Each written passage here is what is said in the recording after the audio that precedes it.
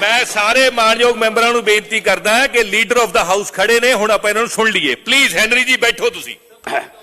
मानयोग speaker साहब, मानयोग member साहब, जिन्ने भी मैंबरान इस पवित्र सदन दे ने, पहली बार मैं बजट स्पीच ते बोल रहा। हालांकि बजट बारे लोक सभा च काफ़ी बाजवा साहब राज सभा च हुंदे सी, बोलते रहे, पर विधान सभा च पहली बार मौका मिले। बहुत बहुत इस गल लई मैं पंजाब दे सूझवान लोकां दा, वोटरां दा धन्नवाद करदा कि उन्होंने भरोसा किया है एक इहो जी गौरमेंट ते, एक इहो जी टीम बना के इत्थे भेजी है कि शायद जो 75 साल च नहीं हो सकिया, हर 5-5 साल बाद उम्मीदां ला के फिर बह जांदे सी, शायद कोई बदलाव आ जाए। सो असी लोकां दे लई वचनबद्ध हां, जो असी वादे करके आए हैं।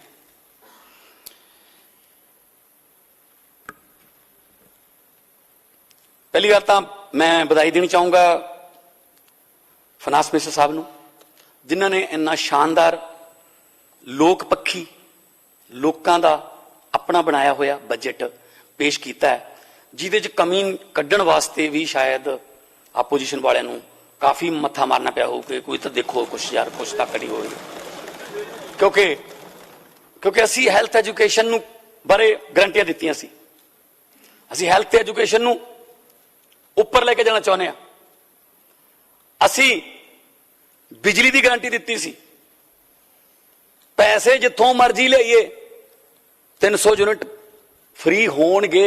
असी इन्हां वांगू ये कहा नहीं कर देंगे, असी इन्हां वांगू ये नहीं कहा कि 36,000 कामे कीते पक्के, जो पता लग्या कहते राजपाल कोल फैल पई है, फिर लिखने की लोड़ सी? ऐ लिख देंदे बसां दे पिछे कि 36,000 की फैल राजपाल नूं भेजी ना, कीते पक्के। आजूगी आजूगी खैर साहब आजो, चुप करके सुन लो हुण कृपा करके ना, हुण एक बारी ना सुन दी हत्थ पाओ, गल ते पता करा लो, पता करा लो ना करो। सर तुसीं इदां किवें बोल सकदे हो जो मैं बोल रहा?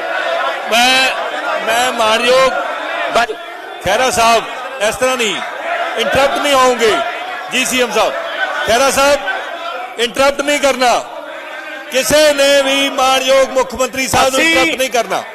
ਅਸੀਂ ਲੋਕਾਂ ਲਈ ਵਚਨਬੱਧ ਹਾਂ। ਕਿਹਦਾ ਰਾਈਟ ਹੈ ਜੋ ਕੁਝ ਵੀ ਚੇਅਰ ਦੀ ਇਜਾਜ਼ਤ ਤੋਂ ਬਿਨਾਂ ਕਿਹਾ ਗਿਆ ਰਿਕਾਰਡ ਨਾ ਕੀਤਾ ਜਾਵੇ। ਪਤਾ ਸਾਨੂੰ ਕਿਹਦਾ ਰਾਈਟ ਹੈ, ਕਿਹਦੀ ਡਿਊਟੀ ਹੈ, ਸਾਨੂੰ ਇੱਥੇ ਰਾਈਟ ਨਾ ਸਮਝਾਉਣ। ਕਹਿੰਦੇ ਪੰਜਾਬੀ ਨਹੀਂ ਆਉਂਦੀ। ਜਿਹੜੇ ਬੰਦੇ, ਇੱਕ ਗੱਲ ਨੋਟ ਕਰ ਲਿਓ ਅੱਜ ਸਪੀਕਰ ਸਾਹਿਬ, ਮੈਂ ਸਾਰੇ ਹਾਊਸ ਨੂੰ ਦੱਸਣਾ ਚਾਹੁੰਦਾ, ਜਿਹੜੇ ਆਪਣੇ ਭਾਸ਼ਣ ਦੇ ਵਿੱਚ ਹਰ ਤੀਜੀ ਗੱਲ ਅੰਗਰੇਜ਼ੀ ਚ ਬੋਲਦੇ ਨੇ,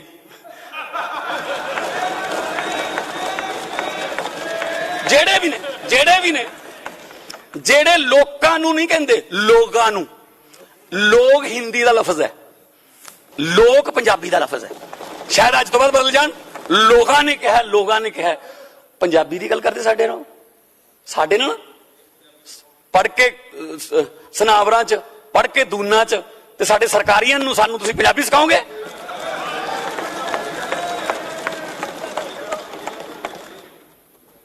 ਤੁਸੀਂ ਖੈਰਾ ਸਾਹਿਬ ਤੁਸੀਂ ਬੋਲੋ, ਦਿਓ ਟਾਈਮ ਜੀ। ਮਾਨਯੋਗ ਮੁੱਖ ਮੰਤਰੀ ਬਾਜਵਾ ਸਾਹਿਬ ਪਲੀਜ਼, ਤੁਸੀਂ ਐਲਓਪੀ ਹੋ ਸਾਰੇ, ਕਿਰਪਾ ਕਰਕੇ ਇਹਨਾਂ ਦੇ ਸੈੱਲ ਕੱਢੋ,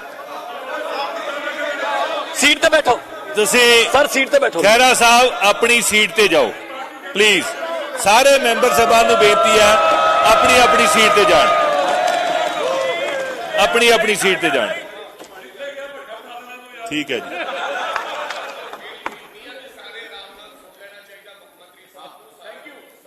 ਸਰ ਤੁਸੀਂ ਪ੍ਰਧਾਨ ਹੋ ਇੱਧਰ, ਕਿਰਪਾ ਕਰਕੇ ਜੀ। ਕਹਿੰਦੇ ਫਲਾਣੇ ਨੂੰ ਤੁਸੀਂ ਰਾਜ ਸਭਾ 'ਚ ਭੇਜਤਾ, ਉਹਨੂੰ ਪੰਜਾਬੀ ਨਹੀਂ ਆਉਂਦੀ। ਮੈਨੂੰ ਇਹ ਦੱਸ ਦਿਓ, ਅੰਬਿਕਾ ਸੋਨੀ ਦੇ 10ਵੀਂ ਚੋਂ ਪੰਜਾਬੀ 'ਚ ਕਿੰਨੇ ਨੰਬਰ ਆਏ ਸੀ? ਤੁਸੀਂ ਦਿੱਲੀ ਵਾਲਿਆਂ ਨੂੰ ਮਹੱਕ ਨੂੰ ਲਿਆ ਕੇ ਹਰਿਆਣੇ ਵਾੜਤਾ, ਹਰਾ ਲਿਆ। ਹਰਿਆਣੇ ਵਾਲੇ ਨੂੰ ਰਾਜਸਥਾਨ ਲੈ ਗਏ, यूपी वालों छत्तीसगढ़ बिहार वालों महाराष्ट्र ले गए। मनमोहन सिंह जी पहला असम तो रहे, ਉਹ ਤੋਂ ਬਾਅਦ ਅਗਲੀ ਟਰਨ ਵਾਸਤੇ ਇੱਕ ਵਧੀਆ ਮੌਕਾ ਸੀ ਕਿ ਇੱਥੋਂ ਪੰਜਾਬ ਤੋਂ ਹੁੰਦੇ, ਨਹੀਂ ਫਿਰ ਉਹ ਰਾਜਸਥਾਨ ਚ ਗਏ। ਮਤਲਬ ਇਹ ਕਿਹੜੀਆਂ ਗੱਲਾਂ ਨੇ ਕਿ ਆਏ ਕਿਉਂ ਨਹੀਂ ਜੀ, ਆਏ ਕਿਉਂ ਨਹੀਂ? ਅਸੀਂ ਕਿਸੇ ਨੂੰ ਪੁੱਛ ਕੇ ਅਸੀਂ ਇੰਨਾ ਕੁ ਕਹਿ ਸਕਦੇ ਹਾਂ ਕਿ ਜਿਹੜੇ ਸਾਡੇ 7 ਮੈਂਬਰ ਰਾਜ ਸਭਾ ਚ ਗਏ ਨੇ ਸਰ, 7 ਚੋਂ ਕੋਈ ਵੀ ਲੋਕਾਂ ਨੇ ਨਕਾਰਿਆ ਨਹੀਂ ਹੋਇਆ, ਹਾਰਿਆ ਨਹੀਂ ਹੋਇਆ ਕੋਈ। ਇਸ ਤੋਂ ਪਹਿਲਾਂ ਰਾਘਵ ਚੱਡਾ ਨੇ ਅਸਤੀਫਾ ਦਿੱਤਾ ਜੀ। ਨਹੀਂ ਉਹ ਫੇਰ ਉੱਥੇ ਲੱਗ ਗਿਆ ਕਿ ਲੱਗ ਗਿਆ ਯਾਰ। ਸਰ ਅੰਬਿਕਾ ਸੋਨੀ ਹਾਰੀ ਹੋਈ, ਇੰਟਰਪਟ ਨਾ ਕਰੋ ਸਰ ਭੂੰਦੜ ਸਾਹਿਬ ਹਾਰੇ ਹੋਏ, ਢੀਂਡਸਾ ਸਾਹਿਬ ਹਾਰੇ ਹੋਏ, ਸਰਪੰਚੀ ਹਾਰੇ ਹੋਏ ਵੀ ਨੇ ਲੋਕ ਇੱਥੇ। ਪੋਲਿੰਗ ਏਜੰਟ ਬਣ ਕੇ ਸਰਪੰਚੀ ਹਾਰਦੇ ਲੋਕ ਇੱਥੇ। ਸੋ ਨਾ ਛੇੜੋ, ਬੋਲ ਲੈਣ ਦੋ, ਬੋਲ ਲੈਣ। ਚਲੋ ਆਓ ਜੀ। ਬਾਜਵਾ ਸਾਹਿਬ ਮੇਰੀ ਹੱਥ ਬਣ ਕੇ ਬੇਨਤੀ ਹੈ, ਮੈਂ ਮਾਨਯੋਗ ਮੈਂਬਰ ਸਭਾ ਨੂੰ ਬੇਨਤੀ ਕਰਦਾ ਹਾਂ ਵੀ ਆਨਰੇਬਲ ਸੀਐਮ ਸਾਹਿਬ ਬੋਲ ਰਹੇ ਆ, ਇਹਨਾਂ ਨੂੰ ਇੰਟਰਪਟ ਨਾ ਕੀਤਾ ਜਾਵੇ। ਸੀਐਮ ਸਾਹਿਬ ਰਨਿੰਗ ਕਮੈਂਟਰੀ ਕਰਨ ਦੀ ਜ਼ਰੂਰਤ ਹੁੰਦੀ ਹੈ ਸਰ। ਸਰ ਮੈਨੂੰ ਚੇਅਰ ਨੂੰ ਐਡਰੈਸ ਕਰੋ ਜੀ। ਚੇਅਰ ਜੀ ਸਰ ਰਨਿੰਗ ਕਮੈਂਟਰੀ ਕਰ ਰਹੇ ਨਾਲ। ਸਰ ਰਨਿੰਗ ਕਮੈਂਟਰੀ ਨਾ ਕੀਤੀ ਜਾਵੇ, ਕਿਰਪਾ ਕਰਕੇ ਰਨਿੰਗ ਕਮੈਂਟਰੀ ਨਾ ਕੀਤੀ ਜਾਵੇ। ਬਾਹਰ ਮੀਡੀਆ ਵੇਟ ਕਰੀ ਜਾਂਦਾ, ਤੁਸੀਂ ਜਾਓ ਉੱਥੇ ਬੋਲੋ। ਜੋ ਵੀ ਚੇਅਰ ਦੀ ਆਗਿਆ ਤੋਂ ਬਿਨਾਂ ਕਿਹਾ ਗਿਆ ਹੈ ਉਹ ਰਿਕਾਰਡ ਨਾ ਕੀਤਾ ਜਾਵੇ ਜੀ। ਸੋ ਸਰ ਪੰਜਾਬੀ ਮਾਂ ਬੋਲੀ ਲਈ ਪੰਜਾਬੀ ਯੂਨੀਵਰਸਿਟੀ ਬਣੀ ਸੀ, ਪੰਜਾਬੀ ਮਾਂ ਬੋਲੀ ਦੇ ਪ੍ਰਸਾਰ ਲਈ। ਤੇ ਮੈਂ ਜਦੋਂ ਯੂਨੀਵਰਸਿਟੀ ਚ ਗਿਆ, ਕਿਉਂਕਿ ਮੈਂ ਵੀ ਉਸੇ ਯੂਨੀਵਰਸਿਟੀ ਦੇ ਅੰਡਰ ਕਾਲਜ ਸੁਨਾਮ, ਸ਼ਹੀਦ ਊਧਮ ਸਿੰਘ ਗਵਰਨਮੈਂਟ ਕਾਲਜ ਸੁਨਾਮ ਦੇ ਅੰਡਰ ਮੈਂ ਯੂਥ ਫੈਸਟੀਵਲਾਂ ਚ ਮੈਂ ਯੂਨੀਵਰਸਿਟੀ ਚ ਬਹੁਤ ਜਾਂਦਾ ਰਿਹਾ। ਬੜੇ ਕਮਾਲ ਦੀ ਯੂਨੀਵਰਸਿਟੀ ਔਰ ਬੜੇ ਬੜੇ ਕਲਾਕਾਰ ਪੰਜਾਬੀ ਯੂਨੀਵਰਸਿਟੀ ਨੇ ਪੈਦਾ ਕੀਤੇ। ਗੁਰਦਾਸ ਮਾਨ ਸਾਹਿਬ, ਬੜੇ ਬੜੇ ਹੋਰ ਰਾਈਟਰ, ਬੜੇ ਬੜੇ ਜਿਹੜੇ ਥੀਏਟਰ ਵਾਲੇ, ਬੜੇ ਬੜੇ ਆਰਟਿਸਟ ਪੰਜਾਬੀ ਯੂਨੀਵਰਸਿਟੀ ਨੇ ਪੈਦਾ ਕੀਤੇ। ਪਰ ਹਾਲਾਤ ਇਹ ਹੋ ਗਏ ਕਿ ਕਰਜ਼ੇ ਹੇਠ ਹੈ। ਅਨਾਉਂਸ ਕਰ ਦਿੰਦੇ ਸੀ, ਮਿਲਦਾ ਕੁਛ ਹੈ ਨਹੀਂ ਸੀ। ਜੇ ਵਿੱਦਿਆ ਹੀ ਕਰਜ਼ੇ ਹੇਠ ਆ ਗਈ, ਫਿਰ ਸਰ ਆਪਾਂ ਕੀ ਕਰ ਰਹੇ ਹਾਂ ਫਿਰ ਇੱਥੇ ਬਹਿ ਕੇ ਇੱਥੇ? ਜੇ ਸਾਡੀ ਐਜੂਕੇਸ਼ਨ ਕਰਜ਼ੇ ਹੇਠ ਹੈ, ਵਿੱਦਿਆ ਵਿਚਾਰੀ ਤਾਂ ਪਰ ਉਪਕਾਰੀ, ਵਿੱਦਿਆ ਮਨੁੱਖ ਦਾ ਤੀਜਾ ਨੇਤਰ ਇਹ ਕਿਹਾ ਜਾਂਦਾ ਹੈ। ਜੇ ਤੀਜਾ ਨੇਤਰ ਹੀ ਤੁਸੀਂ ਬੰਦ ਕਰ ਰੱਖਿਆ, ਫਿਰ ਤੁਸੀਂ ਐਜੂਕੇਸ਼ਨ ਵੱਲ ਧਿਆਨ ਹੀ ਨਹੀਂ ਦੇ ਰਹੇ। ਸਕੂਲਾਂ ਦਾ ਜਿਹੜਾ ਹਾਲ ਹੈ, ਜੋ ਸਰਕਾਰੀ ਸਕੂਲਾਂ ਦਾ ਔਰ ਪ੍ਰਾਈਵੇਟ ਸਕੂਲਾਂ ਦਾ ਗੈਪ ਹੈ, ਉਹ ਜੇ ਪੂਰੇ ਹੀ ਨਹੀਂ ਕਰ ਸਕਦੇ ਤੁਸੀਂ, ਜਿਵੇਂ ਦਿੱਲੀ ਦੇ ਵਿੱਚ ਕਰਤਾ, 4 ਲੱਖ ਬੱਚਾ ਦਿੱਲੀ ਦੇ ਵੱਡੇ ਵੱਡੇ ਕਹਿੰਦੇ ਕਹਾਉਂਦੇ ਪ੍ਰਾਈਵੇਟ ਸਕੂਲਾਂ ਚੋਂ ਹਟਾ ਕੇ ਮਾਪਿਆਂ ਨੇ 4 ਲੱਖ ਬੱਚਾ ਸਰਕਾਰੀ ਸਕੂਲਾਂ ਚ ਲਾਤਾ, ਕਿਉਂਕਿ ਐਜੂਕੇਸ਼ਨ ਬਦਲ ਗਈ। ਇੱਥੇ ਕੀ ਹੈ? ਇੱਥੇ ਅਸੀਂ ਉਹਨਾਂ ਨੂੰ ਮਾਰਕੀਟ ਬਣਾ ਕੇ ਦਿੰਦੇ ਆ। ਇਹ ਤੋਂ ਪਹਿਲਾਂ ਨਹੀਂ ਸਰਕਾਰਾਂ ਕੀ ਕਰਦੀਆਂ ਰਹੀਆਂ ਨੇ? ਮਾਰਕੀਟ ਬਣਾ ਕੇ ਦਿੰਦੀਆਂ ਨੇ। ਲਓ ਜੀ ਸਰਕਾਰੀ ਹਸਪਤਾਲਾਂ ਚ ਇਲਾਜ ਅਸੀਂ ਕਰਤਾ ਬੰਦ, ਉੱਥੇ ਐਕਸਰੇ ਮਸ਼ੀਨਾਂ ਚ ਕਬੂਤਰਾਂ ਦੇ ਆਲਣੇ ਨੇ, ਆਓ ਜੀ ਪ੍ਰਾਈਵੇਟ ਵਾਲਿਓ ਤੁਹਾਨੂੰ ਮਾਰਕੀਟ ਦੇਤੀ ਅਸੀਂ। ਉਹ ਆ ਗਏ ਸ਼ੀਸ਼ਿਆਂ ਵਾਲੇ 5 ਸਟਾਰ ਹਸਪੀਟਲ, ਉਹਨਾਂ ਦੇ ਮਾਲਕਾਂ ਨਾਲ ਹਿੱਸੇ ਪਾ ਲਏ। ਗਰੀਬਾਂ ਨੂੰ ਕੀ ਕਿਹਾ? ਇਲਾਜ ਕਰਾਉਣਾ ਤਾਂ ਇੱਥੇ ਦਿਓ, ਪੈਸੇ ਦਿਓ, ਨਹੀਂ ਮਰਨਾ ਤਾਂ ਮਰੋ। ਸੇਮ ਹੀ ਐਜੂਕੇਸ਼ਨ ਚ। ਲਓ ਜੀ ਸਰਕਾਰੀ ਸਕੂਲਾਂ ਦੀ ਪੜ੍ਹਾਈ ਦਾ ਸਿਸਟਮ ਅਸੀਂ ਕਰਤਾ ਖਤਮ, ਆਓ ਵੀ ਪ੍ਰਾਈਵੇਟ ਵਾਲਿਓ ਆਹ ਵੱਡੀਆਂ ਵੱਡੀਆਂ ਬਿਲਡਿੰਗਾਂ ਏਸੀ ਵਾਲੇ, ਆਹ ਤਾਂ ਬਹੁਤ ਛੋਟੀ ਹੈ ਬਿਲਡਿੰਗ, ਅਡੂ ਬਦੇ ਤਾਂ ਉਹਨਾਂ ਦੇ ਥੀਏਟਰ ਨੇ, ਆਓ ਜੀ ਫੀਸ ਦਿਓ ਇੰਨੀ, ਬੱਚੇ ਪੜਾਉਣੇ ਪੜਾਓ, ਨਹੀਂ 9ਵੀਂ 10ਵੀਂ ਕਰਾ ਕੇ ਚਲੋ ਆਟਾ ਦਾਲ ਸਕੀਮ ਚ ਆਓ, ਅਸੀਂ ਠੇਕਾ ਨਹੀਂ ਲਿਆ ਤੁਹਾਡਾ। ਪਬਲਿਕ ਨੂੰ ਇੰਨਾ ਮਤਲਬ ਕਿਸਮਤ ਤੇ ਛੱਡ ਦਿੱਤਾ ਗਿਆ, ਬੇਸਹਾਰਾ ਛੱਡ ਦਿੱਤਾ ਗਿਆ। ਆਹੀ ਦੁੱਖ ਲੈ ਕੇ ਰਾਜਨੀਤੀ ਚ ਆਏ ਜੀ। ਬਹੁਤ ਵਧੀਆ ਲੈਵਲ ਤੇ ਮੈਂ ਕਲਾਕਾਰੀ ਦੇ ਵਿੱਚ ਸੀਗਾ, ਮੈਨੂੰ ਕੀ ਲੋੜ ਸੀ ਸਰਕਾਰਾਂ ਨਾਲ ਮੱਥਾ ਲਾਉਣ ਦੀ? ਮੈਨੂੰ ਕੀ ਲੋੜ ਸੀਗੀ ਜਾ ਕੇ ਗਲੀਆਂ 'ਚ ਜਾਂ ਆਲੋਚਨਾਵਾਂ ਝੱਲਣ ਦੀ ਵਿਰੋਧੀ ਪਾਰਟੀਆਂ ਦੀ? ਕਰੀ ਜਾਂਦਾ ਮੈਂ ਵੀ ਕੰਮ। ਪਰ ਮੇਰੇ ਦਿਲ 'ਚ ਇੱਕ ਤਮੰਨਾ ਅੱਜ ਵੀ ਹੈ, ਅੱਗ ਅੱਜ ਵੀ ਬਲਦੀ ਹੈ ਕਿ ਭਗਵੰਤ ਮਾਨਾ ਹਾਸੇ ਵੀ ਉਦੋਂ ਹੀ ਚੰਗੇ ਲੱਗਦੇ ਨੇ ਜਦੋਂ ਲੋਕਾਂ ਦੇ ਚੁੱਲ੍ਹਿਆਂ 'ਚ ਅੱਗ ਮੱਚਦੀ ਹੋਵੇ। ਚੁੱਲ੍ਹਿਆਂ ਦੀ ਅੱਗ ਬੁਝ ਗਈ, ਮਾਰੇ ਗਏ ਗਰੀਬੀਆਂ ਨਾਲ, ਮਹਿੰਗਾਈਆਂ ਨਾਲ, ਬੇਰੁਜ਼ਗਾਰੀਆਂ ਨਾਲ। ਅਸੀਂ ਕਿਹੜੇ ਮੂੰਹ ਨਾਲ ਹਸਾਈਏ? ਫਿਰ ਸਮਾਜ ਹੱਸੂਗਾ ਵੀ ਉਦੋਂ ਜਦੋਂ ਉਹਦੇ ਕੋਲੇ ਹੱਸਣ ਵਾਲੇ ਹਾਲਾਤ ਹੋਣਗੇ। ਸਰ ਇੱਥੇ ਬਹਿ ਕੇ 5-5 ਸਾਲ ਆਪਦੇ ਮਹਿਲਾਂ ਫਿਰ ਆ ਕੇ ਚਲੇ ਜਾਂਦੇ, ਇੱਕ ਮੌਕਾ ਹੋਰ ਦਿਓ ਜੀ। ਲੋਕ ਮੌਕੇ ਦਿੰਦੇ ਥੱਕ ਗਏ, ਬਸ ਕਰੋ ਜੀ ਹੁਣ, ਨਾ ਜੀ ਇੱਕ ਮੌਕਾ ਹੋਰ ਦਿਓ। ਹੁਣ ਜੇ ਕੁਝ ਕਰਨਾ ਹੋਵੇ ਨਾ, ਜੇ ਨੀਅਤ ਸੱਚੀ ਹੋਵੇ ਨਾ ਸਪੀਕਰ ਸਾਹਿਬ, ਇੱਕ ਮੌਕੇ 'ਚ ਹੀ ਹੋ ਸਕਦਾ ਹੈ। ਇਸ ਮੌਕੇ 'ਚ ਅਸੀਂ ਕਰਕੇ ਦਿਖਾਵਾਂਗੇ ਤੁਹਾਨੂੰ। ਮੈਂ ਜਦੋਂ ਸੰਗਰੂਰ ਦੀ ਇਲੈਕਸ਼ਨ 14 'ਚ ਲੜੀ ਸਪੀਕਰ ਸਾਹਿਬ, ਮੈਂ ਜਿਹੜਾ ਪੋਸਟਰ ਛਾਪਿਆ ਉਹ ਤੇ ਮੈਨੂੰ ਹੱਥ ਬੰਨ ਕੇ ਫੋਟੋ, ਜਿਵੇਂ ਆਮ ਤੌਰ ਤੇ ਹੁੰਦੀ, ਹੱਥ ਬੰਨ ਕੇ ਮੈਨੂੰ ਫੋਟੋ ਖਿਚਾਉਣੀ ਪਈ।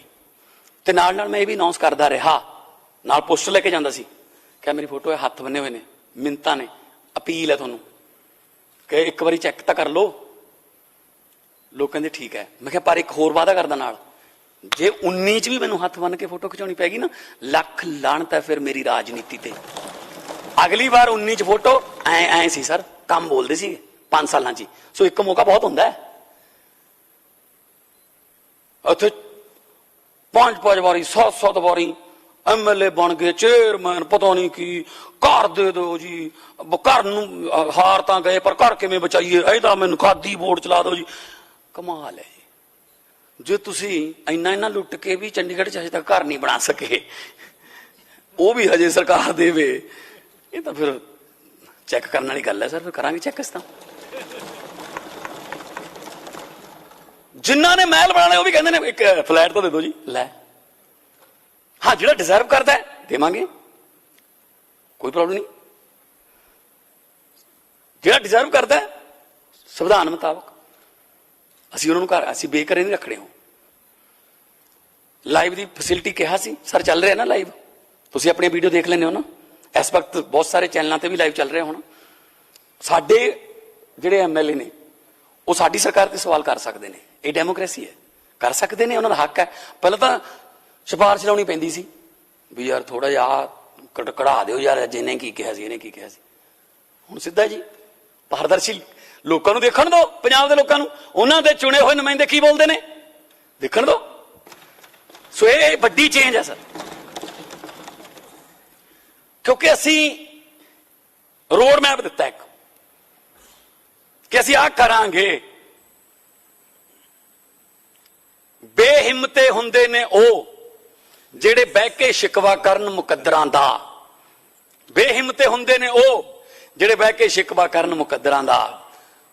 ਉੱਗਣ ਵਾਲੇ ਉੱਗ ਪੈਂਦੇ ਨੇ ਸੀਨਾ ਪਾੜ ਕੇ ਪੱਥਰਾਂ ਦਾ। ਮੰਜ਼ਿਲ ਦੇ ਮੱਥੇ ਤੇ ਤਖਤੀ ਲੱਗਦੀ ਉਹਨਾਂ ਦੇ ਨਾਵਾਂ ਦੀ ਜਿਹੜੇ ਘਰੋਂ ਬਣਾ ਕੇ ਤੁਰਦੇ ਨੇ ਨਕਸ਼ਾ ਆਪਣੇ ਸਫ਼ਰਾਂ ਦਾ। ਅਸੀਂ ਨਕਸ਼ਾ ਬਣਾ ਕੇ ਤੁਰੇ ਹੋਏ ਹਾਂ, ਮੰਜ਼ਿਲ ਤੇ ਪਹੁੰਚਾਂਗੇ ਜ਼ਰੂਰ। ਇਦੋਂ ਪਹਿਲਾਂ ਤਾਂ ਮੰਜ਼ਿਲਾਂ ਹੀ ਹੈ ਨਹੀਂ ਸੀ, ਕੋਈ ਉੱਧਰ ਨੂੰ ਫਿਰਦਾ, ਕੋਈ ਉੱਧਰ ਨੂੰ ਫਿਰਦਾ, 4 ਇੱਧਰਲੇ ਧੜੇ ਦੇ ਨੇ, 5 ਇੱਧਰਲੇ ਧੜੇ ਦੇ ਨੇ, ਉੱਥੇ ਲੜਾਈਆਂ, ਇਹਨੂੰ ਬਦਲ ਦੋ, ਆਹ ਨਾ ਬਦਲੋ, ਆਹ ਕਰ ਲਓ। ਲੋਕ ਕਹਿੰਦੇ ਅਸੀਂ ਇਸ ਗੱਲ ਤੋਂ ਕੀ ਲੈਣਾ ਯਾਰ, ਸਾਡਾ ਕੰਮ ਤਾਂ ਕੋਈ ਕਰ ਦੋ। ਸੋ ਇਸ ਕਰਕੇ ਅਸੀਂ ਨਕਸ਼ਾ ਬਣਾ ਕੇ ਚੱਲੇ ਹੋਏ ਹਾਂ। ਔਰ ਮੈਂ ਸਮਝ ਸਕਦਾ ਦਰਦ ਮੇਰੇ ਆਪੋਜੀਸ਼ਨ ਦੇ ਸਤਿਕਾਰਯੋਗ ਮੈਂਬਰਾਂ ਦਾ, ਮੈਂ ਦਰਦ ਸਮਝ ਸਕਦਾ। ਡਾਕਟਰ ਉਹੀ ਵਧੀਆ ਹੁੰਦਾ ਜਿਹੜਾ ਨਬਜ਼ ਦੇਖ ਕੇ ਦੱਸਦਾ ਵੀ ਆਹ ਟੈਸਟ ਕਰਾਉਣੇ ਪੈਣਗੇ। ਦਰਦ ਖਾਸਾ ਡੂੰਘਾ ਹੈ ਇਸ ਵਾਰ, ਕਿਉਂਕਿ ਖਾਸਾ ਲੰਬਾ ਚੱਲੂਗਾ ਇਹ। ਪਹਿਲਾਂ ਤਾਂ ਪਤਾ ਹੀ ਹੁੰਦਾ ਸੀ ਅਗਲੀ ਵਾਰ ਨਹੀਂ, ਆਪਣੀ ਵਾਰੀ ਹੈ, ਬਹਿ ਜਾਓ ਆਰਾਮ ਨਾਲ, 6 ਮਹੀਨੇ ਪਹਿਲਾਂ ਨਿਕਲਾਂਗੇ, ਆਪਣੀ ਵਾਰੀ ਹੈ। ਹੁਣ ਉਹ ਵਾਰੀਆਂ ਟੁੱਟ ਗਈਆਂ ਸਰ। ਹੁਣ ਇਸ ਵਾਰੀ ਦੇ ਵਿੱਚ ਵੜਨ ਵਾਸਤੇ ਬਹੁਤ ਵੱਡੀ ਹਿੰਮਤ ਦਿਖਾਉਣੀ ਪਊਗੀ, ਬਹੁਤ ਵੱਡੀ ਇਮਾਨਦਾਰੀ ਤੇ ਬਹੁਤ ਵੱਡੀ ਪਾਰਦਰਸ਼ਤਾ ਦਿਖਾਉਣੀ ਪਊਗੀ। ਖੂਹ ਦੇ ਵਾਂਗੂ ਮੁਹਤਾਜ ਨਹੀਂ ਹੁੰਦਾ, ਖੂਹ ਦੇ ਵਾਂਗੂ ਮੁਹਤਾਜ ਨਹੀਂ ਹੁੰਦਾ ਲਾਉਣ ਵਾਲੇ ਦਾ। ਚਸ਼ਮਾ ਜਿਹੜਾ ਧਰਤੀ ਚੀਰ ਕੇ ਫੁੱਟਿਆ ਹੁੰਦਾ, ਕਿ ਖੂਹ ਤਾਂ ਕਿਸੇ ਨੇ ਲਾਇਆ ਹੁੰਦਾ, ਉਹਨੂੰ ਬਣਾਇਆ ਹੁੰਦਾ। ਖੂਹ ਦੇ ਵਾਂਗੂ ਮੁਹਤਾਜ ਨਹੀਂ ਹੁੰਦਾ ਲਾਉਣ ਵਾਲੇ ਦਾ ਚਸ਼ਮਾ, ਜਿਹੜਾ ਧਰਤੀ ਦੀ ਹਿੱਕ ਚੀਰ ਕੇ ਫੁੱਟਿਆ ਹੁੰਦਾ ਹੈ। ਉਹ ਮੇਲਾ ਬਹੁਤ बहुत देखना औखा हो जाता है जिहड़ा बंदे ने कदे आप लुटिया हुंदा है। आ हालत है सर, हुण मेला देखना पै रहा, लुटी कोई होर जांदा है, दुख बाहर बाहर आउंदा फिर दुख। सो इस करके सरकार कोले 92 MLA का मैंडेट है, असी मैंडेट मुताबिक काम करांगे। विरोध करने वास्ते जे विरोध करना करी जाओ, सानू उहदी कोई असी परवाह नहीं करते, असी लोकां दे नाल हां। और सारे पॉइंट्स जिहड़े ने अमन जी ने साडे बुलारियां ने सारियां ने FM सामने सारे दसते ने कि किन्ना किन्ना, मैं ज्यादा डिटेल च नहीं जाऊंगा। हाँ, मैं 2 शेर सुनाते, इत्थों मैनूं याद आ गया, इदू पहला 5 साल बजट घट हुंदा सी, मुशायरा ज्यादा हुंदा सी। सो साडे तां FM ने सिर्फ एक शेर बोलिया आपकी सारी स्पीच 2 घंटियां दी। सो है जी, हाँ जी, तुहाडे भी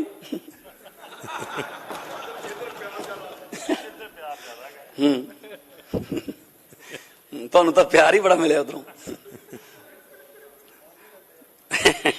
सो मैं ये कहना कि ठीक है, शायरां दियां बहुत बड़ियां बड़ियां गल्लां लिखियां हुई ने साडे दरम्यान। अज पंजाबी दे ऐसे गीतकार जिन्होंने 3-4 पीढ़ियां सुन सुन के वड्डियां हुई, बाबू सिंह मान मराड़ा वाले मौजूद ने, राइटर भी ने और राजनीति नूं समझदे ने।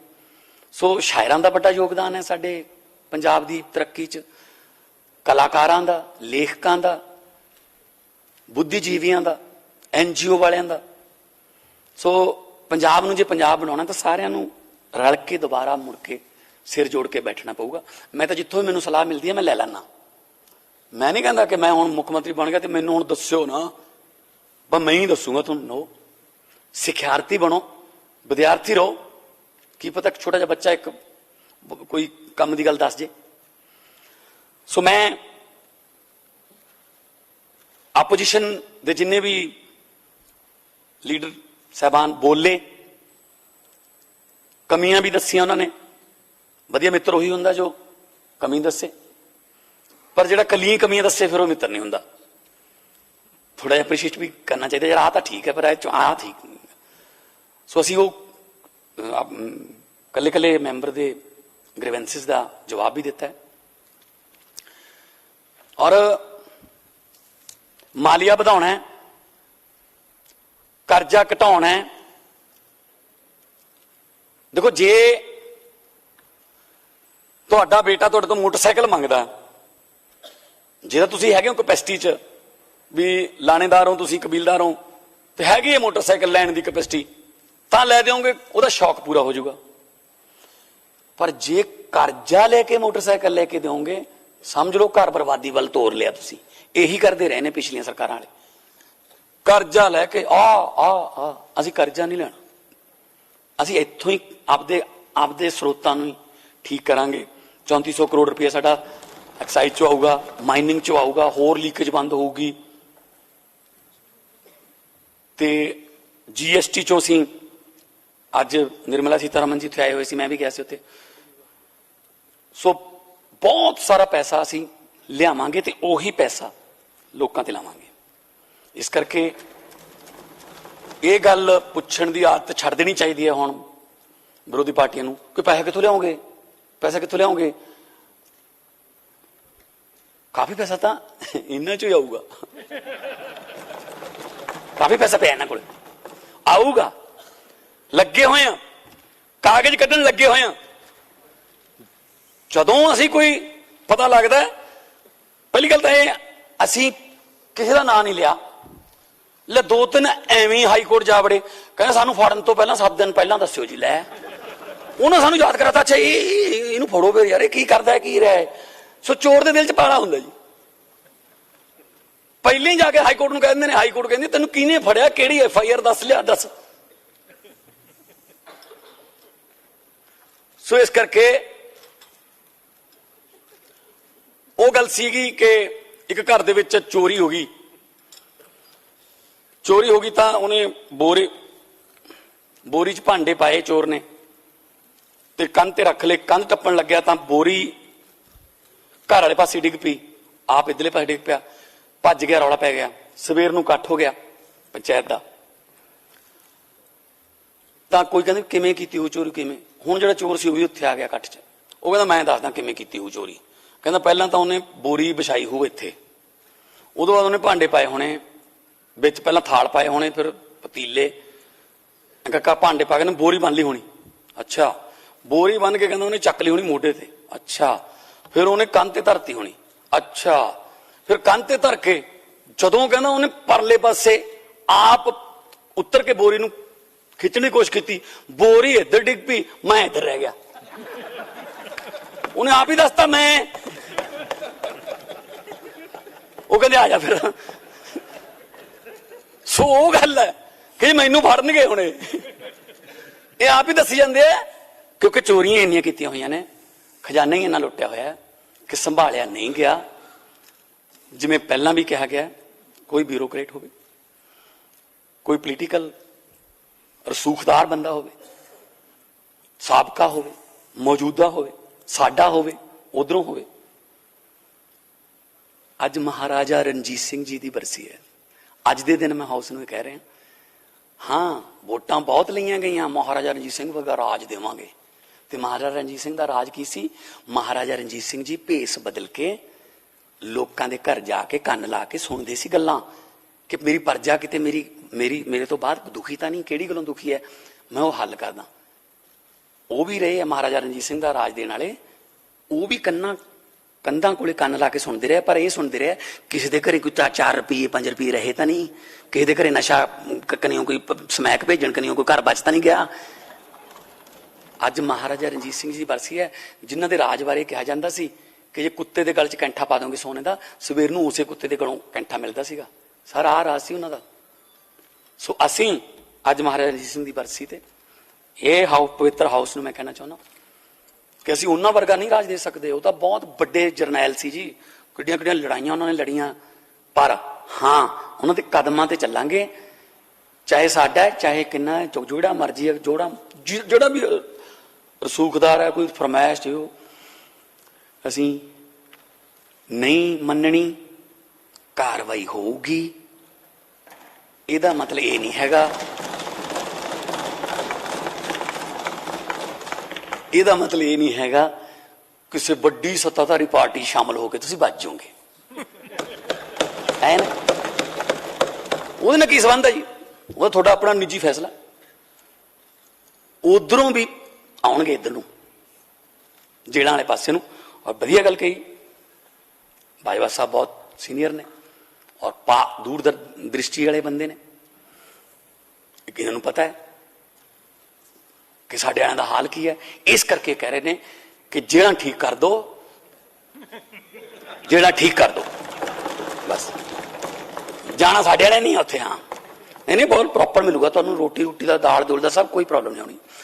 ਪਰ ਘੱਟੋ ਘੱਟ ਪੰਜਾਬ ਦੇ ਲੋਕਾਂ ਦਾ ਇੱਕ ਪੈਸੇ ਦਾ ਹਿਸਾਬ ਲਿਆ ਜਾਊਗਾ, ਪੰਜਾਬ ਦੇ ਲੋਕਾਂ ਦੇ ਲੁੱਟੇ ਹੋਏ ਇੱਕ ਪੈਸੇ ਦਾ ਹਿਸਾਬ ਲਿਆ ਜਾਊਗਾ, ਵਿਆਜ ਲਿਆ ਜਾਊਗਾ। ਤੇ ਜਿਹੜੀ ਵੀ ਬੇਨਾਮੀ ਪ੍ਰਾਪਰਟੀ, ਪਹਾੜਾਂ ਦੇ ਪਹਾੜ ਖਰੀਦੀ ਬੈਠੇ ਆ, ਸਾਰੀ ਲੋਕਾਂ ਦੇ ਸਾਹਮਣੇ ਪੇਸ਼ ਕਰਾਂਗੇ, ਚਾਹੇ ਫੋਰੈਸਟ ਡਿਪਾਰਟਮੈਂਟ ਦੀ ਹੈ, ਚਾਹੇ ਪੰਚਾਇਤ ਡਿਪਾਰਟਮੈਂਟ ਦੀ ਹੈ, ਜਿਹੜੇ ਮਰਜ਼ੀ ਡਿਪਾਰਟਮੈਂਟ ਦੀ ਹੈ। ਗਰੀਬਾਂ ਨੂੰ ਤੰਗ ਨਹੀਂ ਕਰਾਂਗੇ ਸਰ। ਜਿਹੜੇ ਗਰੀਬ SC BC, ਜਿਹੜੇ ਗਰੀਬ ਰਹਿੰਦੇ ਨੇ ਕਈ ਸਾਲਾਂ ਤੋਂ, ਅਸੀਂ ਆਬਾਦੀ ਨੂੰ ਜਾਂ ਆਬਾਦਕਾਰਾਂ ਨੂੰ ਬਿਲਕੁਲ ਤੰਗ ਨਹੀਂ ਕਰਾਂਗੇ।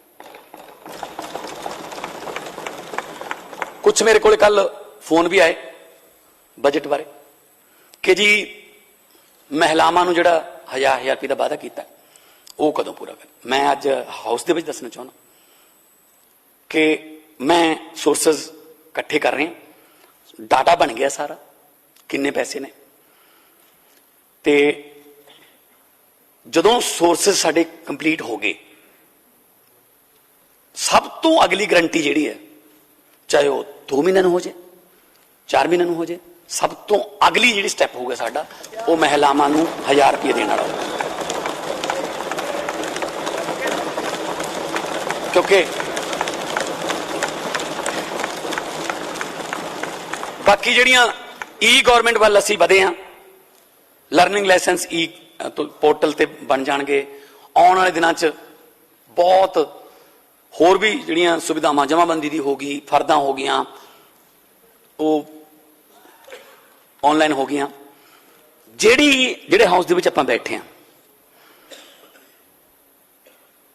ਅਗਲੇ ਸੈਸ਼ਨ ਤੋਂ ਪਹਿਲਾਂ ਇੱਥੇ ਵਾਇਰਿੰਗ ਚੱਲ ਰਹੀ ਹੈ। ਹੁਣ ਤੁਹਾਨੂੰ ਇੱਕ ਨਵੀਂ ਵਿਧਾਨ ਸਭਾ ਦੇਖਣ ਨੂੰ ਮਿਲੂਗੀ। ਸਾਹਮਣੇ ਸਕਰੀਨ ਲੱਗੀ ਹੋਊਗੀ, ਇੱਥੇ ਟੱਚ ਸਕਰੀਨ ਹੋਊਗੀ, ਸਭ ਕੁਝ ਉਹ 'ਚ ਅਪਡੇਟਡ ਹੋਊਗਾ। ਕੋਈ 2:30 ਵਜੇ ਤੁਹਾਡੇ ਘਰ ਦੀ ਬੈਲ ਮਾਰ ਕੇ ਕੋਈ ਸਵਾਲ ਨਾ ਦੇ ਜਵਾਬ ਜਾਂ ਸਵਾਲ ਨਹੀਂ ਦੇ ਕੇ ਜਾਊਗਾ। ਇੱਥੇ ਪਿਆ ਹੋਊਗਾ ਸਾਰਾ ਕੁਝ, ਜਿਵੇਂ ਪਲੇਨ ਦੇ ਵਿੱਚ ਲੱਗੀ ਹੁੰਦੀ ਹੈ। ਈ ਵਿਧਾਨ ਸਭਾ ਆਪਾਂ ਕਰ ਦੇਣੀ ਹੈ ਅਪਡੇਟਡ। ਔਰ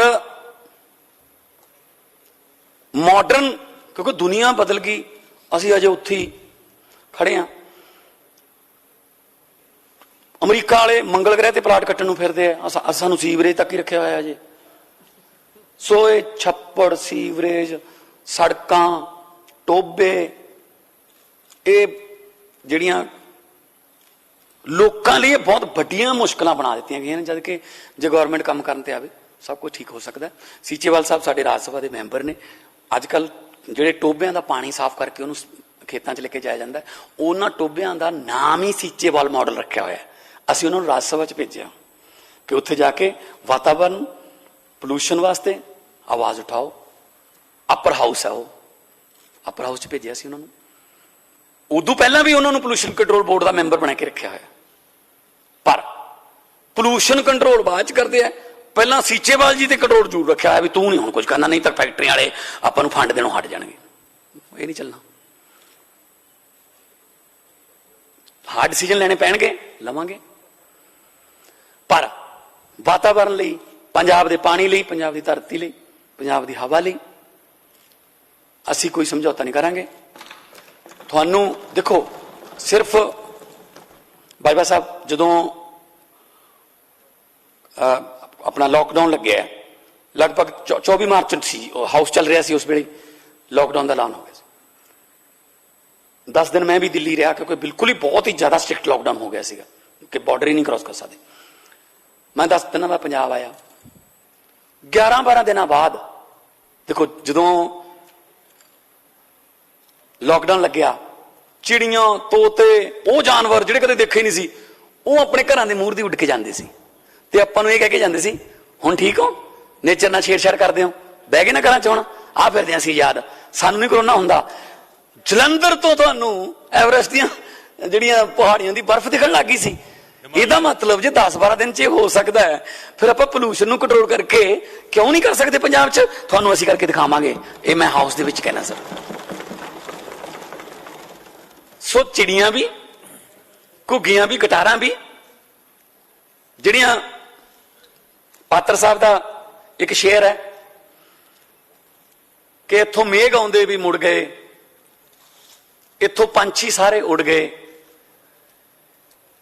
ਇੱਥੇ ਦਰਖਤ ਵੀ ਕਰਨ ਅੱਜ ਕੱਲ ਕਿਤੇ ਹੋਰ ਜਾਣ ਦੇ ਮਸ਼ਵਰੇ। ਸਾਡੇ ਪੰਛੀ ਅਸੀਂ ਉਹਨਾਂ ਦੇ ਘਰ ਪਾਉਣ ਦੀਆਂ ਜਗ੍ਹਾ ਅਸੀਂ ਨਹੀਂ ਛੱਡੀਆਂ, ਸਪਰੇਆਂ ਕਰ ਕਰਕੇ ਖੇਤਾਂ 'ਚ ਨਹੀਂ ਕਿਤੇ ਰਹਿ ਸਕਦੇ। ਉਹ ਆਏ ਆਪਣੇ ਨਾਲ ਹੀ ਸੀਗੇ, ਪਰ ਕੁਦਰਤ ਨਾਲ ਛੇੜਛਾੜ ਨਹੀਂ ਹੋਣੀ ਚਾਹੀਦੀ। ਬਾਕੀ ਥੋੜਾ ਜਿਹਾ, ਕਿਉਂਕਿ 75 ਸਾਲ ਦੀ ਤਾਣੀ ਉਲਝੀ ਹੋਈ ਹੈ, ਉਹਨੂੰ 100 ਦਿਨਾਂ 'ਚ ਜਾਂ 5 ਮਹੀਨਿਆਂ 'ਚ, 4 ਮਹੀਨਿਆਂ 'ਚ ਨਹੀਂ ਸੁਲਝਾਇਆ ਜਾ ਸਕਦਾ, ਪਰ ਲੱਗੇ ਹੋਏ ਆ, ਨੀਅਤ ਸੱਚੀ ਹੈ। ਪਾਤਰ ਸਾਹਿਬ ਦਾ ਸ਼ੇਰ ਹੈ, ਕੀ ਹੋਇਆ ਜੇ ਪੱਤ ਚੜਾਈ ਤੂੰ ਅਗਲੀ ਰੁੱਤ ਵਿੱਚ ਯਕੀਨ ਰੱਖੀ, ਮੈਂ ਲੱਭ ਕੇ ਲਿਆਉਣਾ ਕਿਤੋਂ ਕਲਮਾ, ਤੂੰ ਫੁੱਲਾਂ ਜੋਗੀ ਜ਼ਮੀਨ ਰੱਖੀ। ਕਲਮੇ ਲੱਭ ਲਾਂਗੇ, ਫੁੱਲਾਂ ਜੋਗੀ ਜ਼ਮੀਨ ਬਚੇ। ਐਸੇ ਧਰਤੀ ਤੇ ਭੰਗੜੇ ਪੈਣਗੇ ਸਰ, ਐਸੇ ਧਰਤੀ ਤੇ ਗਿੱਧੇ, ਐਸੇ ਧਰਤੀ ਤੇ ਕਬੱਡੀਆਂ, ਐਸੇ ਧਰਤੀ ਤੇ ਹਾਕੀਆਂ, ਕ੍ਰਿਕਟਾਂ, ਐਸੇ ਧਰਤੀ ਤੇ ਮੇਲੇ ਲੱਗਣਗੇ ਤੇ ਤਮਾਮੇ ਮਾਰਦੇ ਜੱਟ ਜਿਹੜੇ ਮੇਲੇ ਜਾਣਗੇ। ਕਿਉਂਕਿ ਅਸੀਂ ਖੇਤੀ ਜਿਹੜੀ ਹੈ ਉਹਨੂੰ ਪ੍ਰਾਇੋਰਟੀ ਤੇ ਠੀਕ ਕਰ ਰਹੇ ਹਾਂ।